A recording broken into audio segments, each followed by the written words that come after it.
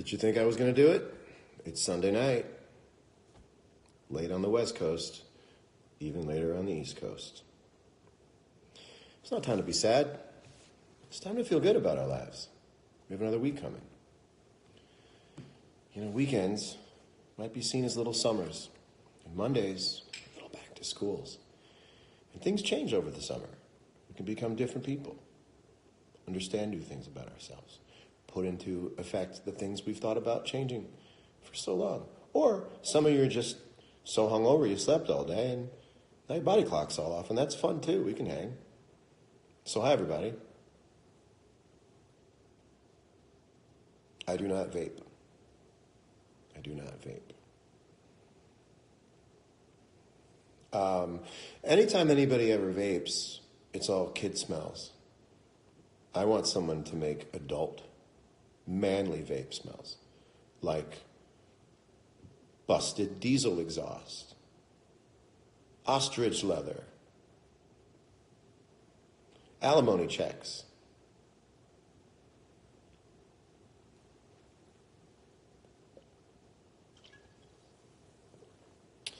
What's up, everybody?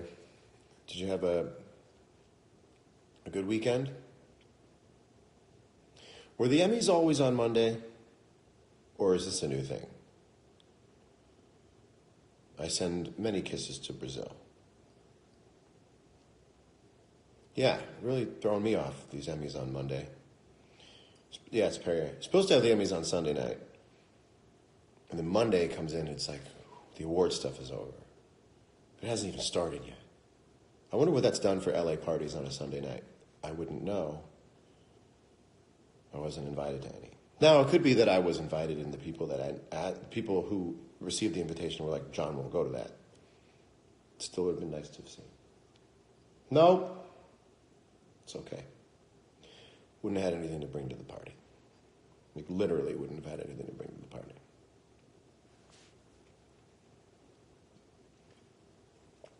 Well, we're really tearing this conversation a new asshole, aren't we?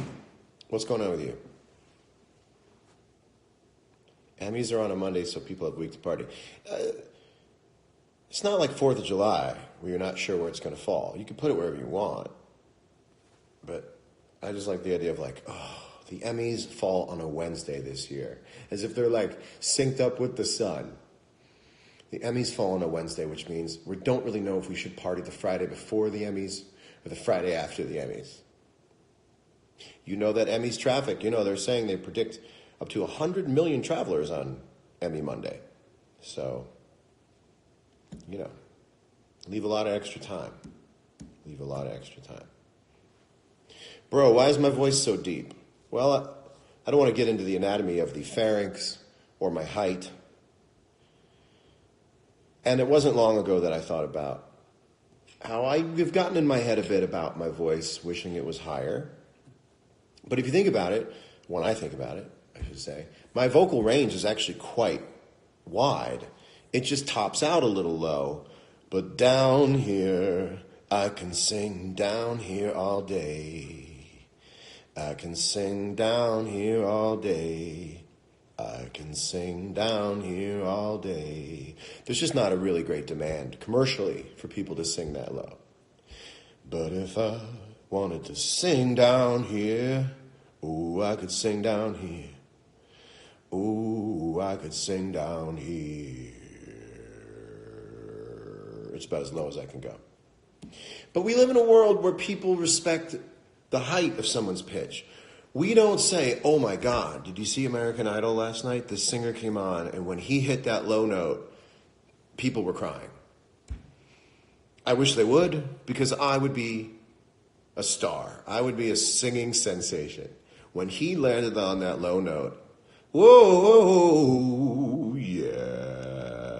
Everyone getting up, like the cut of people standing up, you know. Would make the rounds on the internet. The two hosts on the side of the stage would turn to the camera and go, he's doing it. He's nailing it. Whoa. People wiping tears away, you know. But, so this is my range vocally, and this is where most people begin wanting to hear the note. This is where I wish I could sing. But God doesn't give anybody straight aces. And in fact, I want to tell you that if you think somebody doesn't have a flaw, it's just a flaw you can't see. Nobody in the history of the world ever got straight aces. You just don't get it.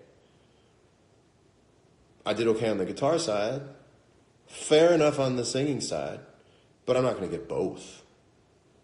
God's not going to give me both. He's going to give me an astounding range as a vocalist, but he's going to put it all the way down. Whoa, whoa, whoa. There's nothing I can do down there with that. As a useless depth. Yeah, what's up? You can ask me anything.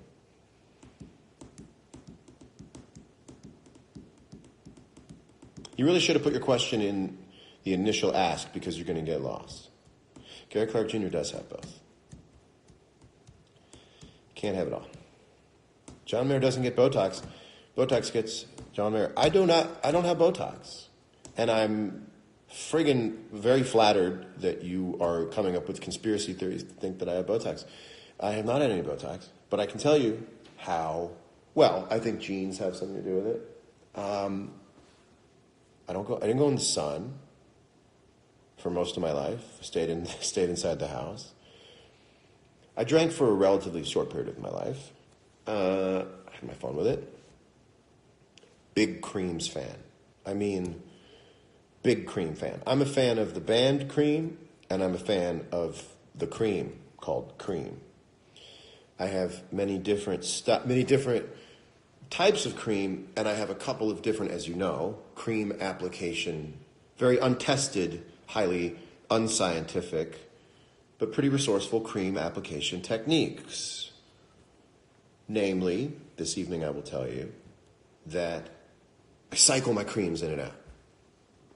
Who out there has 3 or 4 different creams, 1 or 2 different creams?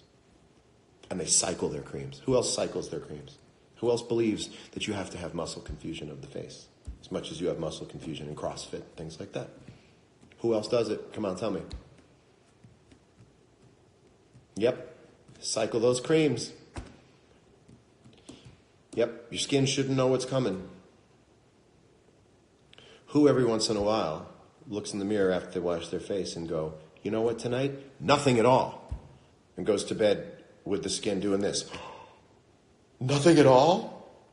Well, I better use my natural sebaceous glands to step in for what I thought was going to be you putting cream on. I better use my natural defenses. Yeah, I did. I did mention the sebaceous glands. And you say cream, you like what product specifically? I like Kiehl's. Thanks, Bob Saget. Bob, Kiehl's is good, but I believe it's a little heavy. I mean, it's an unchanged recipe, more or less, so it uses a lot of sort of very heavy, possibly comedogenic things. You're very comedogenic, by the way, one of the funniest people I know. But, dad humor. La Mer, number 1. Now, La Mer uses something called a miracle broth. Is this just blatant, silly, superficial advertising, the miracle broth? Well, I don't know. Because I used it, and people think I got Botox. I also use something called Natura Bissé. Very expensive. I can't, in good faith, recommend it to you because it's ridiculously expensive. I don't want any of you buying it. Yeah, man. Bob, I miss you. I miss you, and I need to see you soon. That's from the heart. Do you sleep with your guitars, and how many do you own? Well, I own a lot of guitars. The number is offensive, so I wouldn't tell anybody. I don't know. Oh, I would never neglect my décolletage. For people, when you put your face creams on, you need to always go to the... Now, women have a décolletage. This is what the décolletage is. For men, I would go to about here. But yeah, now I don't know where I was. Oh, guitars. Yes, I have slept on my guitars. Now, a couple of times I've thrown my guitars in bed and then like jumped in and slept next to them. But most of the time it is a really sweet thing because it means I was playing guitar till I fell asleep. Now the Super Eagle that I play with Dead and Company is unlike any other guitar relationship because it goes with me everywhere because I need to sort of practice. It's not music that's native, for many years to me. So me and that guitar are like Thelma and Louise. Like two animals from Zootopia. I just never saw the movie, but I'm seeing Zootopia right now in my mind. You sleep with a ukulele. Makes you feel larger. Yeah, but there have been times that I've put a guitar in bed with me. Just, look, I'm nothing without that in some nights. And there have been nights I needed to remind myself that I was going to be okay because I had that. There's no doubt about it. I got no problem admitting that. See, here's what they won't tell you. The only difference between having an unhealthy attachment and a healthy attachment to something is how people sort of view the effect the thing has on you. I have what is technically an unhealthy attachment to guitar playing, but nobody sees it as unhealthy, and it's easy to replicate. It's there when I want it. If somebody had an unhealthy relationship to gambling but they kept winning, they wouldn't have a gambling problem. You only have a gambling problem if you lose.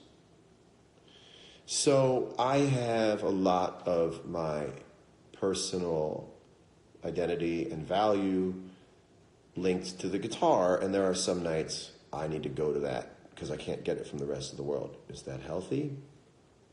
Probably not geometrically in the way that it works. But it's been there for me. It's not going anywhere. Not going anywhere. You know what they say, kiss your hands. It's an old wives' tale. Favorite memory of Atlanta? Oh, I think of Mellow Mushroom. What was the other pizza place started with an F, Italian name? The data's starting to drop off the drive a little bit. Sorry. Will someone put it? I remember Ponce de Leon Road. I remember, what was the name of that? Not Fibonacci's, but it's like something like that. Keep Me Where the Light Is, probably the most tattooed lyric of mine, which I'm very proud of. Keep me where the light is. Keep me where the light is. I remember everything about the day that I wrote Gravity. I remember everything about it. It's not Fratelli's. Is it Fratelli's? I don't know. Are we a sim? Give us your sim thoughts. Sim thoughts are...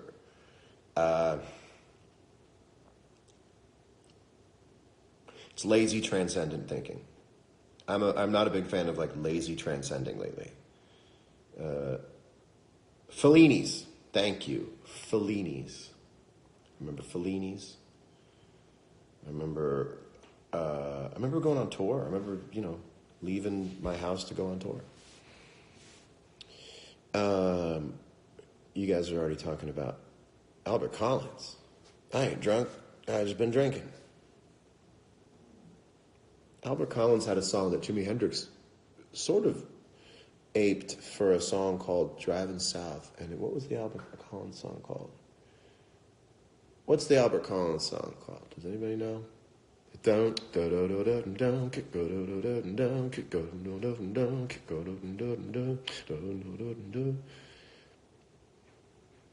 was that song called? If you want to hear like really great guitar playing, rest up, Bob. I love you very much. Sleep well. You want to hear some really good guitar playing? Do I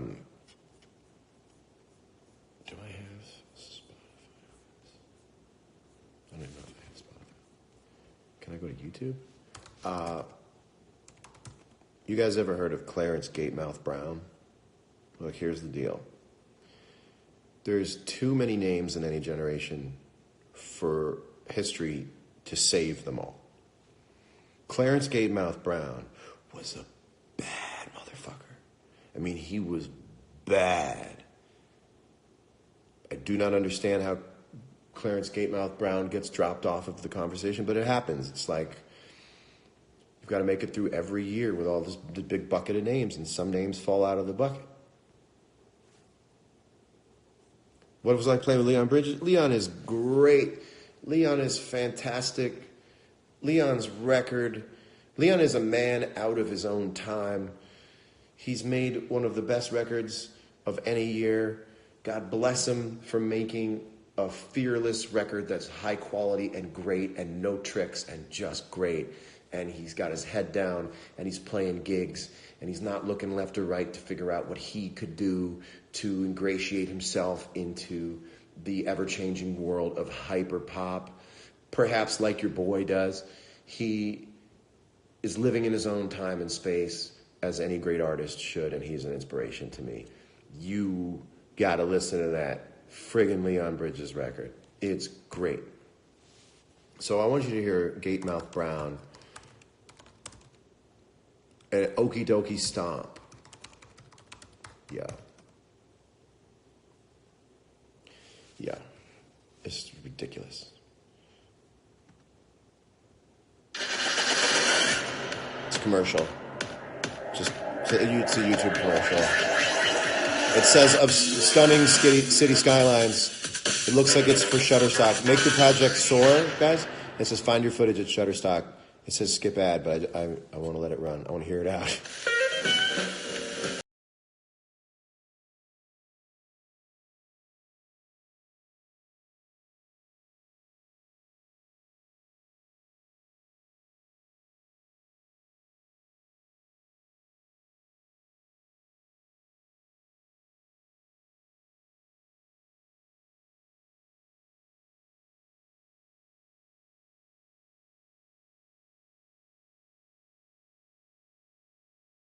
Now, there's an Okie Dokie Stomp that he plays on The Beat Live 1966. Gatemouth Brown, honey. Hey, let's go.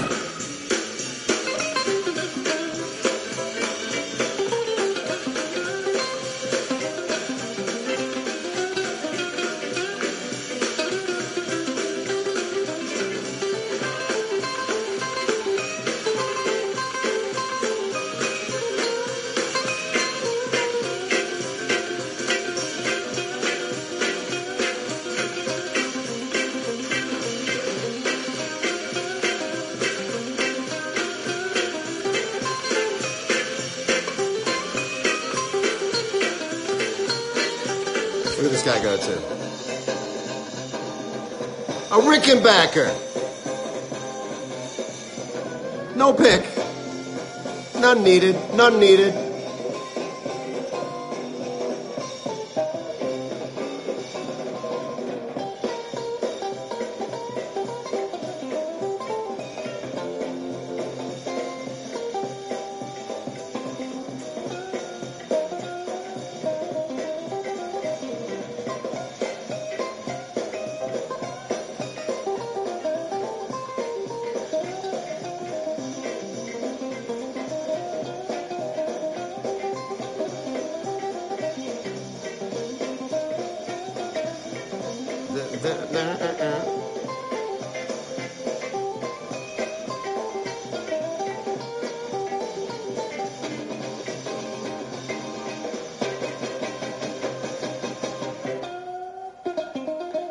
Woo!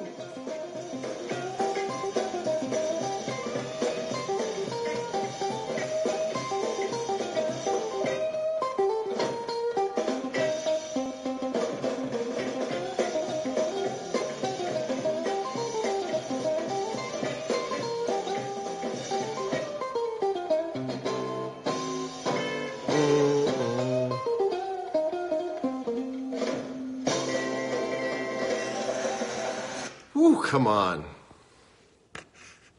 Come on. Sharp as a tack. That's incredible timing. That's spicy. That's how I would describe it. Just jumping. He's playing like the drummer's playing. Ooh.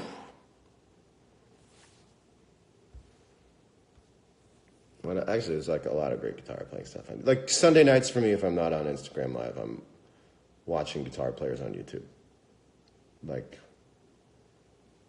oh, well, thank you. I don't know. I can hear, it's funny, like when I was younger, I thought thought my shit didn't stink. And then as I got better a musician, my ear went much faster than my playing, and I know everything that's wrong with my playing. Like, it's a little hellish. So if I'm giving myself a compliment, it's not that I'm a good guitar player. It's that I'm a much better musician than I am a player, and I beat myself. Like, I don't beat myself up, but I literally beat myself to the finish line mentally as I'm playing, going like, that ain't it. That ain't it. So it's like I never really get a moment. I mean, I do sometimes. Sometimes I'm like, you're hitting it. Keep going. Keep talking. Keep talking.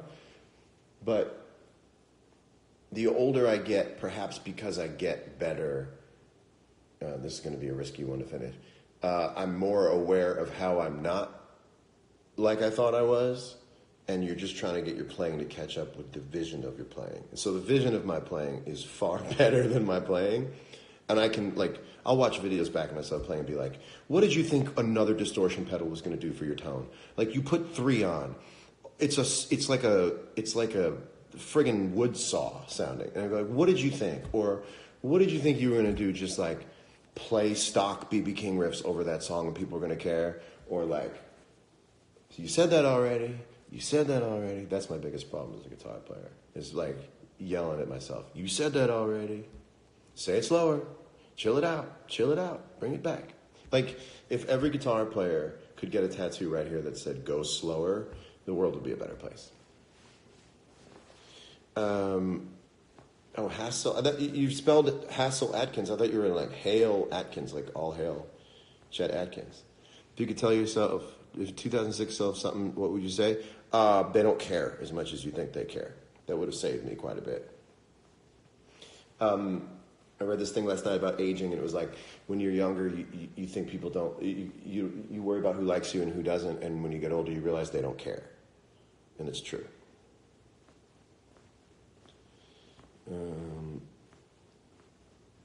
Yeah, I wish I would have told myself, like, dude, it's not like everyone you walk into has an opinion on you. Most people are going on about their lives. And I think if I knew that, I wouldn't have sort of flipped my lid the way that I did, thinking that everyone in the world...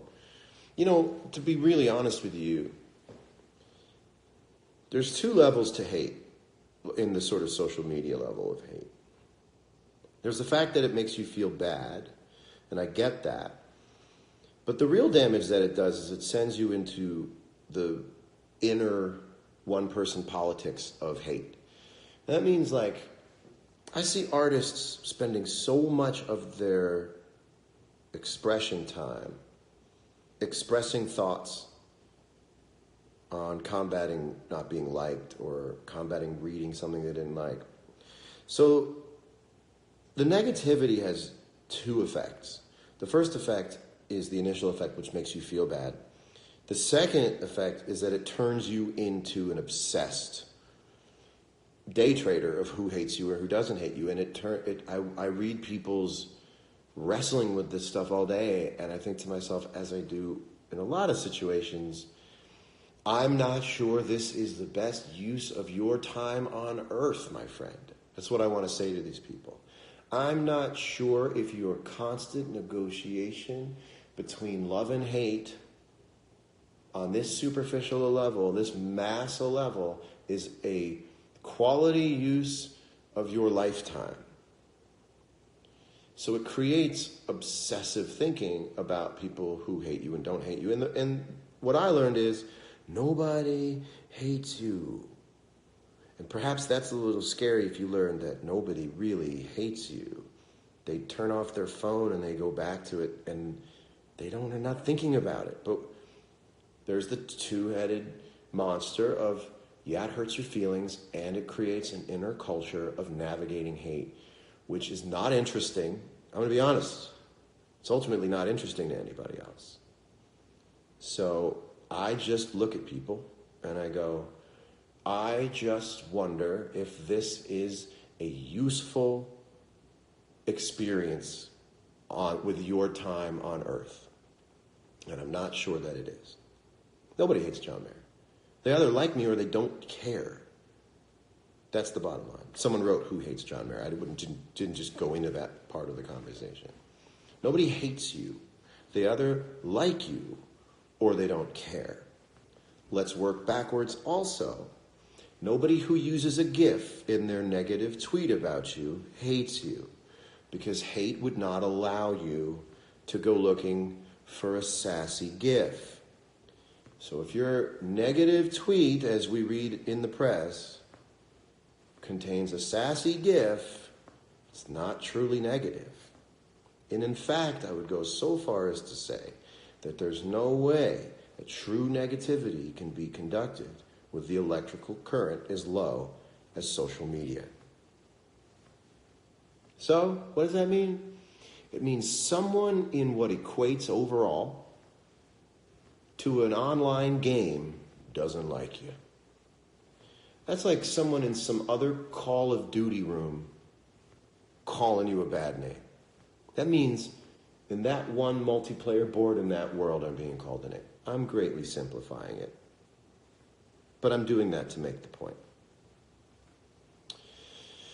Anyway,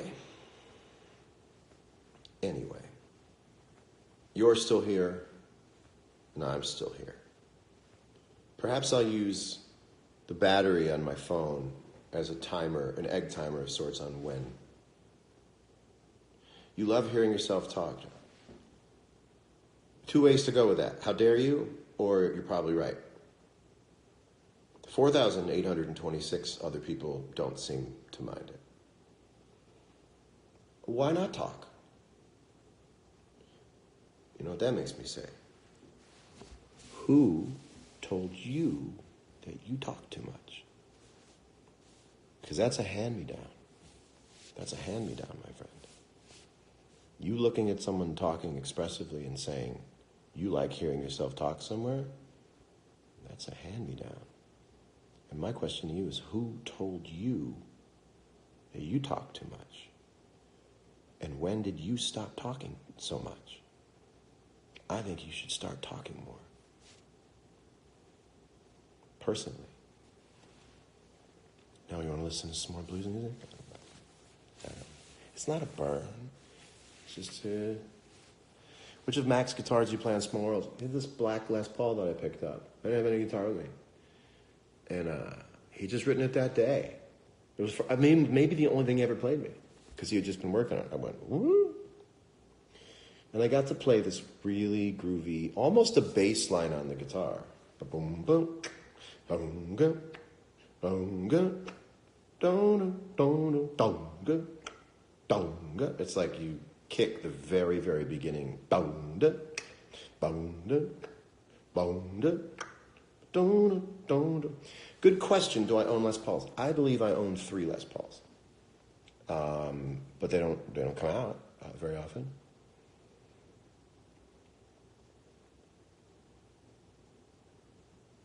Do I sometimes look up covers of my songs on YouTube? I don't. And I don't want to despirit anybody, but it's almost impossible for me to watch somebody cover my song. And I'll tell you why. And this extends also to like anybody doing it on a TV show, like a competition show. It makes me really uncomfortable. Not for them, because I dig what they're doing. But when I hear my song sung by someone else, I feel like it's exposing the fact that it's not that good a song for someone else to sing. Does that make any sense? I feel like I sing it because I had to write it, because I can't sing super high, or I can't sing the same sort of power that other people sing with. So when I hear someone else sing my song, it exposes to me like the embarrassment of my song. It only really makes sense if I sing it because I had to write it. Like, I don't believe that Waiting on the World to Change is a great vocal line. I don't think like someone could go up on stage and sing it and get a prize for it. I don't think that people can go on and sing a lot of my songs and get a prize for it. I had to write it for me. So when I hear other people do it, it reminds me of the old Rodney Dangerfield joke, walking in on his wife, having sex with his friend. And he says to his friend, whatever his friend's name is, make it up, like, Bruce, I have to, but you? It's a funny joke, delivered with utmost non-precision. But I think to myself, well, I have to, but you don't have to. So why would I cover? Oh, same reason. I just want to feel like someone else for a minute. I want to pretend it's mine.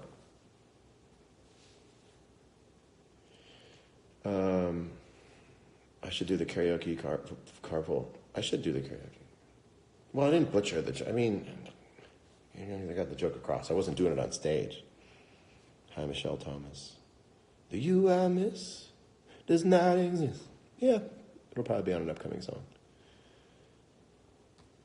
I should be honored when people cover music. I should be. There's nothing wrong with that statement. I should be honored. I should get over myself and be honored. I haven't yet. But that's a good point. I should be honored.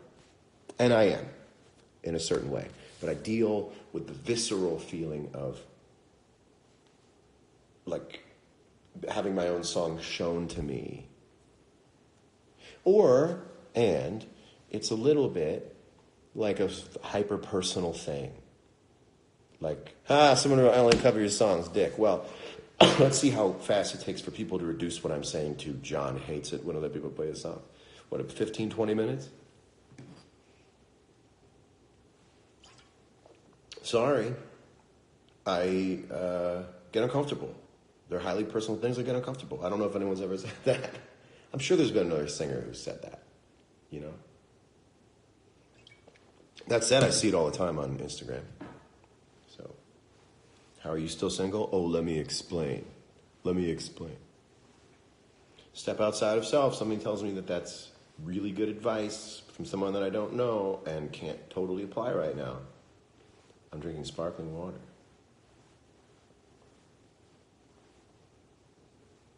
Now, someone said they have a tattoo of me. I love when people, I don't go, that's weird. I think that's great when someone has a tattoo of me. Because I have a tattoo of Stevie Ray Vaughan on my arm, and so I know how much it takes something to matter to get it on your arm, or you're anywhere else in your body. So, Liam Payne, what is up? Liam Payne, what is up? Everybody say hello to Liam Payne. I was going to say what band he was from before, and I realized that's fucking unnecessary because he's Liam Payne.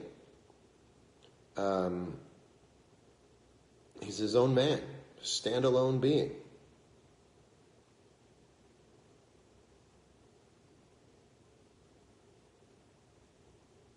I didn't freeze. I just was still not drinking alcohol. I'm good. I love when people ask me, still not drinking alcohol, you're pulling it off still, huh? It's like, yes, I'm still somehow finding a way to pull it off and making you upset. Making you upset that you haven't started yet. To each their own. Do I remember my old song, Lifelines? Of course I did. Of course I do. I don't remember how it goes right now. Oh, yeah. Saw you sleeping on the couch tonight. No, it serves you right, makes you luckier than I. Another colors on the road change. See, that's gone. It's gone. We're pushing on, we're passing through, and it won't be long till I walk with you. But tonight I'm down, I'm inside out, staring at the pictures in the album you forgot about. Man, I'm a nostalgic being. I'm a nostalgic person. Anyone else out there nostalgic? Anyone else out there painfully nostalgic? Anyone else out there live completely for the past while they waste the present moment, and when they get to the future, the present moment becomes a past that they long for? Who else? Who else understands the power of then? Who understands the power of then? You think you'd finally figure it out, that all these moments you want back were once present moments. Nah, you'll never figure that out. You want back what you already had. Did you like it when you had it? Not at all. Well, why don't you start liking what you have now? Because I want what I had then. To quote Spaceballs, when will then be now? I don't know if that works. That's all I ever do. I'm ahead of myself. You know what I do when the rare times I make plans to go on a trip? I obsess about what the trip is going to be like. I have all my fun Now, this actually is the opposite. This is me looking forward. This is how I ruin future events as well. See, Liam, I had no doubt you were more busy than I was. I go on every trip twice, and I like it better the first time. And the first time is in my mind. By the time I get to the trip that I've been waiting to go on, it's the second time. And it's not as good as the first time. And none of the chairs are arranged the way I like them. I had no idea. By the way, when you look forward to a trip you've never been on, your brain tells you what it's going to look like, and you never say to it like, well, that's not true. We don't know what it looks like there. You just decide it looks like a place you've already been. And then when you get there, you say, well, this is nothing like the place I imagined. Well, no. Can you believe that, you dummy? It's not like that because you've never seen it. So I go, this. And then things start not to be like the way you thought they were. And then next thing you know, you're falling short of your own dream, and all you wanted to do was lay by a pool. You know what I call this? Chrononauts. You know, like astronaut, but instead of space, it's time. Chrononaut. And all we ever do is just go back. Oh, remember that?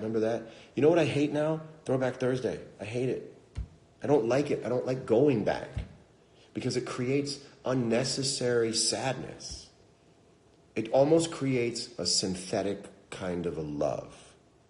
It is in some way taking some oxytocin out of you and stepping on it. You know why? Because there's nobody there to receive it. Nobody. They're gone. Now, I'm not telling you to be here because I've figured it out, because I haven't. But I'm living. I made it through. I keep somehow making it work. So, anyway. This is why Rudy is funny. Rudy writes, what's your battery at? I just stopped. We're at 20%. I'm almost done with it. That's so funny. So funny. I'm not going to plug in my phone. I'm going to go till I go. We have 20%. Do I still like Family Guy? I like Family Guy the way everybody likes Family Guy. Like, is it still on? But yeah. That is true about Dreaming with a Broken Heart. And I did see you there, Kat Dennings, fan of yours. Don't know you personally. Saw you agree with me on the the unhealthy attachment to the past. Ooh, man, I'm going to tell you something. If I ever have some sort of terminal illness, and stop it, we're allowed to talk about it. It's not a fluke thing, it happens to people. I think I would spend my final days with my eyes closed, jamming out to my memories. I think that's what I would do. Maybe work through real time. Maybe I would say, today, I'm going to take 1993. And I would have like a few other people like clue me in on what was going on. And then I'd be like, man, 1993. I'm just going to jam out to 1993 and listen to the music of 1993. And I think that's what I would do. I think I would lay, because I think I could probably lay with my eyes closed and reminisce as a way of life. If I wanted to, I could do it for hours. I could do it for friggin' hours. And if I kept going, it would be like wiping the steam off a window. And just get more and you know, have you ever had this experience? Have you ever gone back into your memory and seen something you didn't remember for years? Something new to the memory that reminded you of something in real life? And you were like, I thought that had dropped off forever. And you're at your grandmother's house again and you can see the stained glass. But you didn't every other time you walked through, but today the memory just went, and then sometimes you say to yourself, we better get out of this memory, because by experiencing the memory, we're leaving fingerprints on it, and I want to come back again. So you don't touch anything in the memory. You move very gingerly through it, look at it for a minute, and say, we don't want to sully it. Or what's the relevant quote? And also, give me also one irrelevant quote from Dr. Seuss.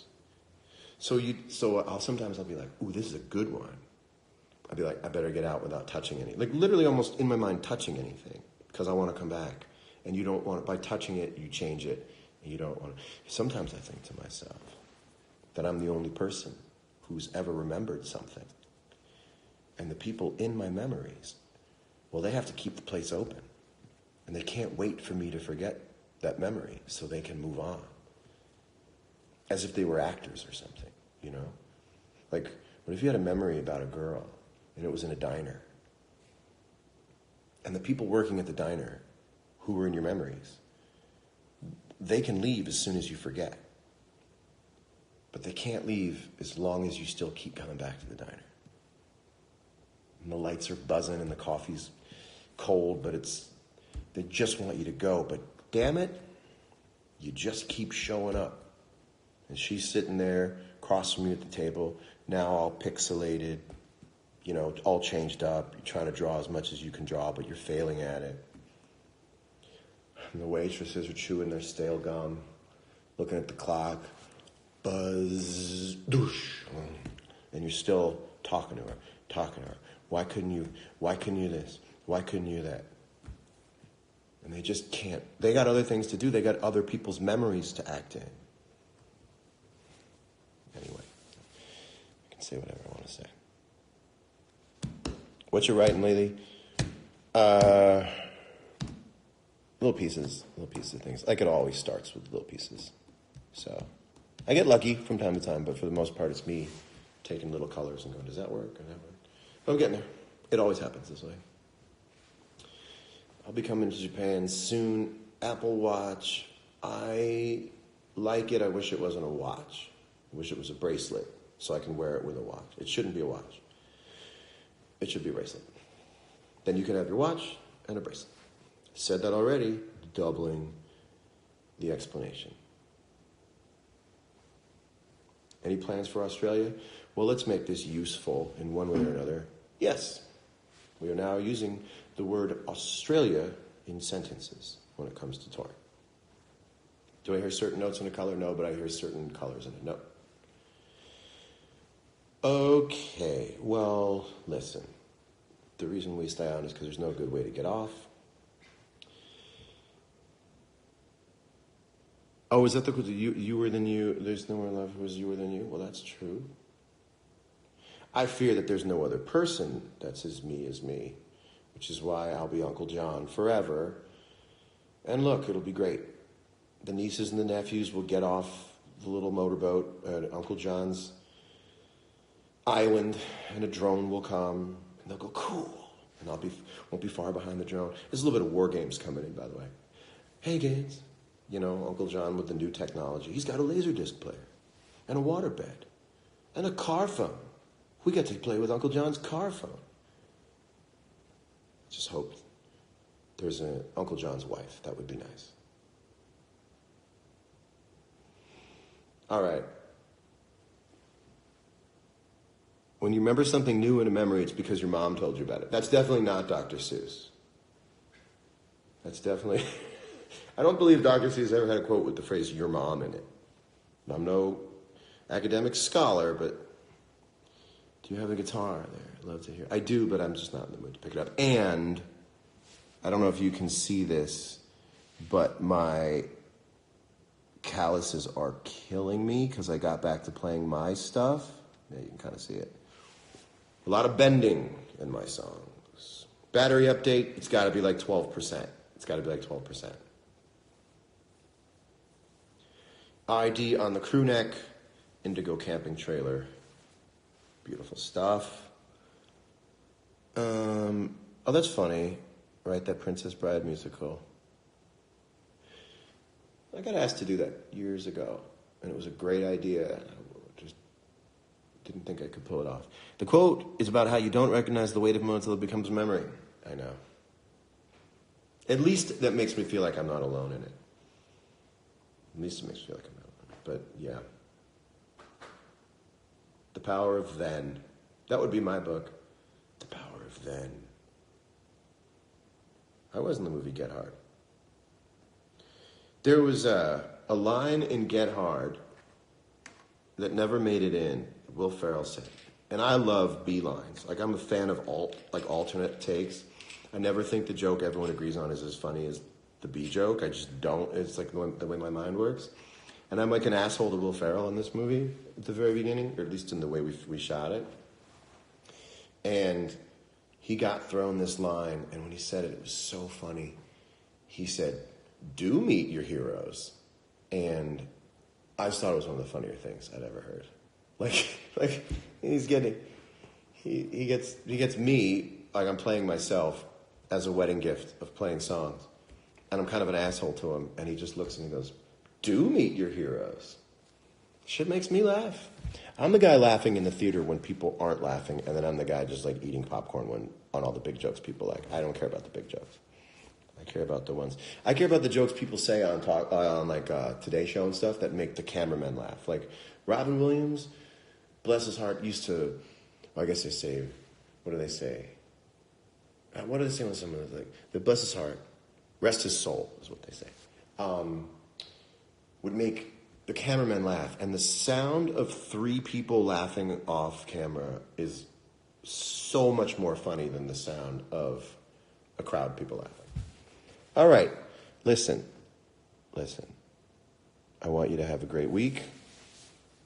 I want you to enjoy yourself. Don't get lost in the sauce of Instagram. Understand that there's a point of view on Twitter that expresses every angle of a situation, and that the ones you're being shown fit a narrative, because that narrative makes money for people. So just remember, you can reach your hand into this river, pull out a fish of any color, of any size. That's what makes the river interesting. Some people only pick out the fish they want to show you, because they know that statistically certain fish get bought. So just remember, sometimes your emotions are getting toyed with. And don't let that happen, to the best of your ability. I love you very much. Have a wonderful week. We'll see you next time when we all combat the Sunday Sads together. John Mayer, CBS News, Nicaragua.